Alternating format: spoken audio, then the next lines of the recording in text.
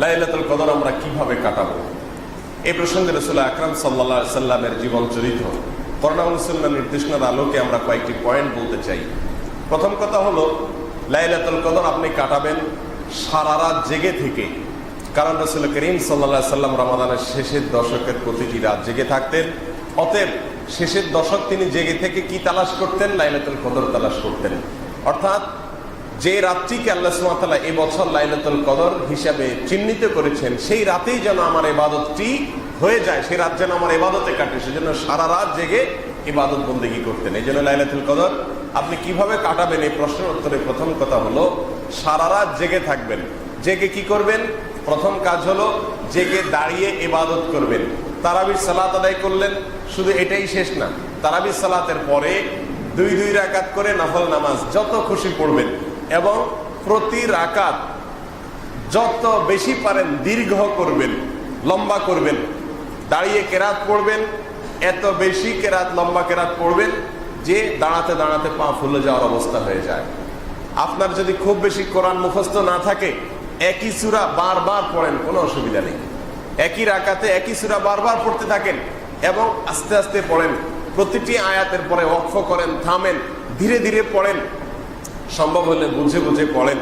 এবং তেলাওয়াত করার পরে রুকুতে যাওয়ার আগে, তেলাওয়াতের পরে একটু গ্যাপ দেন, তারপরে রুকুতে যান। রুকুতে গিয়ে প্রতিটা তাসবিহ খুব ধীরে ধীরে পড়ুন। সুবহান রাব্বিয়াল আযীম, সুবহান রাব্বিয়াল আযীম। আমার মহান রব পবিত্র, আমার মহান রবের পবিত্রতা বর্ণনা করছি। সুবহান রাব্বিয়াল আযীম। আস্তে আস্তে বলুন, ধীরে ধীরে বলুন, অক্ষ করে করে বলুন, দীর্ঘ সময় বলতে থাকুন। আল্লাহর পবিত্রতা বর্ণনা করতে করতে রুকুতে মাজা ব্যথা হওয়া পর্যন্ত রুকুতে থাকেন। এরপরে রুকু থেকে উঠে দাঁড়িয়ে যান।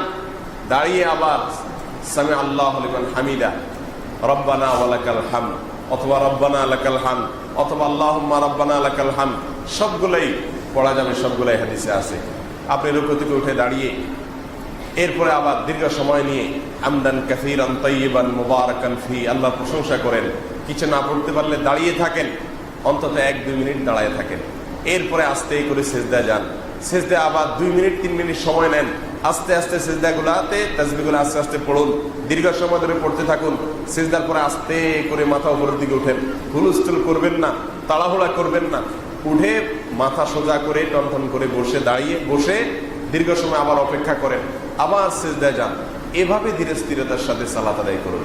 2 রাকাত করে আপনি এভাবে সারা রাত ধরে যত বেশি পারেন আদায় করুন। কারণ রাসূল আকরাম সাল্লাল্লাহু আলাইহি সাল্লাম বলেছেন, মান কামা লাইলাতুল কদরি ঈমানান ওয়া ইহতিসাবা, যে ব্যক্তি লাইলাতুল কদরে ঈমানের সঙ্গে ইখলাসের সঙ্গে দাঁড়িয়ে নামাজ আদায় করবে, লাইলাতুল কদরে নামাজ আদায় করবে, লাইলাতুল কদর জুড়ে নামাজ পড়বে, গফিরা লাহু মা তাকাদ্দামা মিন যামবি, তার পেছনের জীবনের সমস্ত গুনাহ মাফ করে দেওয়া হবে। এই জন্য ভাইরা আমার, লাইলাতুল কদর কিভাবে কাটাবেন সে প্রশ্ন উত্তরে প্রথম কথা এটাই যে এ রাতে দাঁড়িয়ে বেশি বেশি নামাজ আদায় করবেন। কিভাবে কাটাবেন? বেশি বেশি নামাজ আদায় করবেন। দ্বিতীয় কাজ হলো বেশি বেশি দোয়া করবেন, আল্লাহর কাছে চাইবেন। কি চাইবেন? মানুষ যেহেতু আমরা দুনিয়ামুখী বেশিরভাগ মানুষ, এই জন্য আমাদের কাছে চাওয়া মানে হলো চাকরি, বিয়ে শাদী, সন্তান সন্ততি, ভবিষ্যৎ, ঘরবাড়ি, টাকা পয়সা, ব্যবসা বাণিজ্য, ক্যারিয়ার, বাস এগুলোই আমাদের চাওয়া। কারণ একটা কথা আছে, কাকের নজর সবসময় নিচের দিকে থাকে। আমাদের নজর হলো দুনিয়ার এসব জুটা, এগুলাই।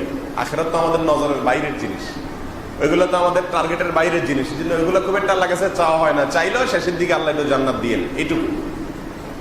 মানে এটা একটা খাবারের সালাদের মতো আর কি। হইলো জান্নাত দিলেন, কিন্তু মেইন হলো আল্লাহ। আল্লাহ জোয়ান মানুষ হলে আল্লাহ কেরিয়ারটা করতে পারতেছি না, বিয়ে শাদী হচ্ছে না, যাতে করে ভালো একটা চাকরি হয় আল্লাহ, ব্যবসায়ী আল্লাহ যেন আরেকটা দোকান খুলতে পারি আল্লাহ, আর বাড়িওয়ালা আল্লাহ রড বাইর করে রাখছি আরেকটা ছাদ আল্লাহ যেন করার তৌফিক হয় আল্লাহ, একটা হয়ে গেছে আল্লাহ আরেকটা প্লট কিনে রাখছি এখনো কাজ করতে পারছি না আল্লাহ, দেন কিছু ইট বালি সিমেন্টের টাকা দিয়ে দেন আল্লাহ যেন আরেকটা শুরু করতে পারি। ঠিক না ঠিক? বাস ধান্দা একটাই, ভাইরে কপাল পড়া। আল্লাহ সুবহানাহু ওয়া তাআলার কাছে লাইলাতুল কদরে চাওয়ার সুযোগ পাইছি, মহান রব্বুল আলামিনকে পাইছি।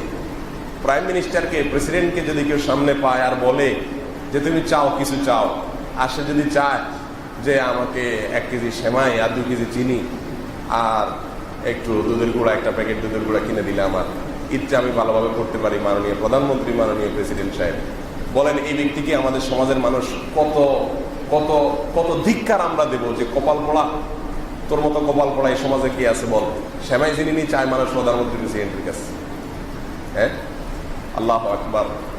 প্রধানমন্ত্রী প্রেসিডেন্টের শানে, তাদের মর্যাদায়, তাদের চেয়ারের সঙ্গে সেমাই চিনি চাওয়া যেরকম শুধুমাত্র বেমানান, আল্লাহ রাব্বুল আলামিনের কাছে শুধুমাত্র দুনিয়ার রড সিমেন্ট আর গাড়ি বাড়ি এগুলো চাওয়া আল্লাহর কসম তার চাইতে 1000 কোটি গুণ বেশি বেমানান। বলে তাহলে কি করতে হবে? হ্যাঁ, এখানে একটা পার্থক্য আছে। দুনিয়ার মানুষের কাছে ছোটখাটো জিনিস চাইতে মানুষ লজ্জাবোধ করে না, আল্লাহর কাছে অবশ্য ছোটখাটো জিনিস চাইতে লজ্জাবোধ করা যাবে না, বরং রাসূল আকরাম সাল্লাল্লাহু আলাইহি সাল্লাম বলেছেন জুতার ফিতা ছিঁড়ে গেছে সেটাও পর্যন্ত সংশোধিত এবং সারাবার জন্য আল্লাহর কাছে সাহায্য চাও।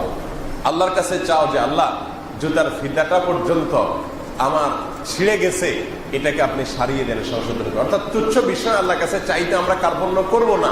দুনিয়ার প্রেসিডেন্ট, প্রধানমন্ত্রীর সঙ্গে আল্লাহ সুবহানাহু ওয়া তাআলার একটা বিশেষ পার্থক্য এবং বৈশিষ্ট্য।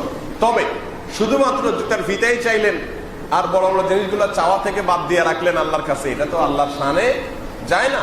এই জন্য ভাইরা আমার, লাইলাতুল কদরে আল্লাহর কাছে আপনি সবচেয়ে বেশি চাইবেন কি? মাগফিরাত। ওয়াল্লাহি আমাদের সবচেয়ে বড় সমস্যা হলো আমাদের গুনাহগুলা।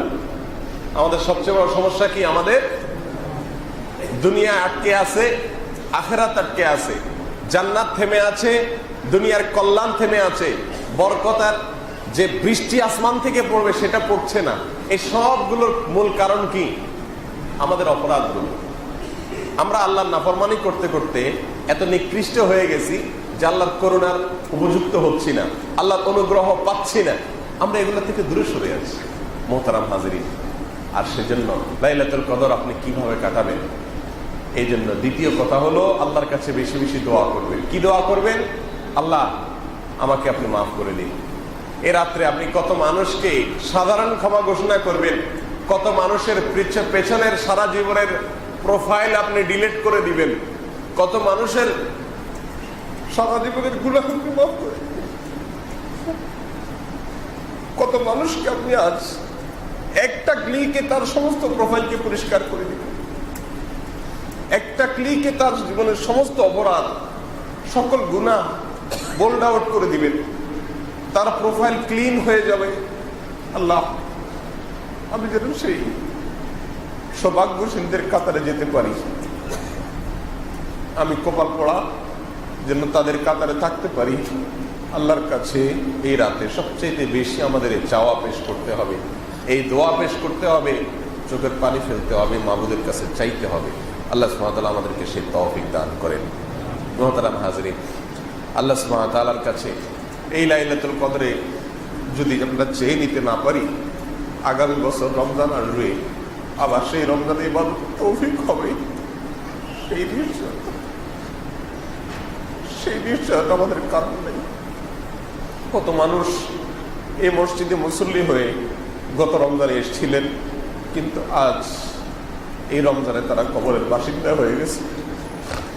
কত মানুষ আমাদের, কত পরিচিত, কত জানাশোনা, কত যুবক, কত মধ্যবয়সী, কত নারী, কত পুরুষ, কত নেতা, কত ভালো মানুষ, কত খারাপ মানুষ, কত রঙের কত মানুষ, যাদেরকে আমরা গত রমজান থেকে রমজান পর্যন্ত বিদায় দিয়ে দিচ্ছি, না যেন আগামী রমজানে আমাকেও মানুষ বিদায় দেয়, আমার লাশ খাটে উঠে যায়, না জানি আমি সেই মৃতদের কাতারে, তাদের তালিকা আমার নাম লেখা হয়ে গেছে। এই সুযোগ আমার জীবনে নাও আসতে পারে।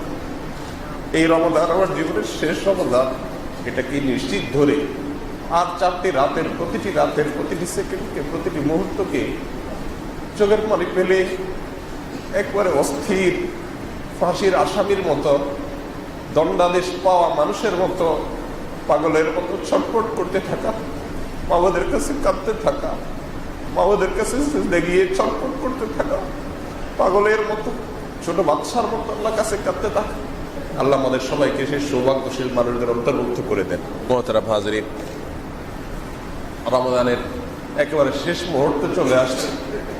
কত ফজিলত, কত মর্যাদা আল্লাহ সুবহানাহু ওয়া তাআলা এই মাসটিতে রেখেছেন, এই মাসটির প্রতিটি মুহূর্তে দিয়েছেন।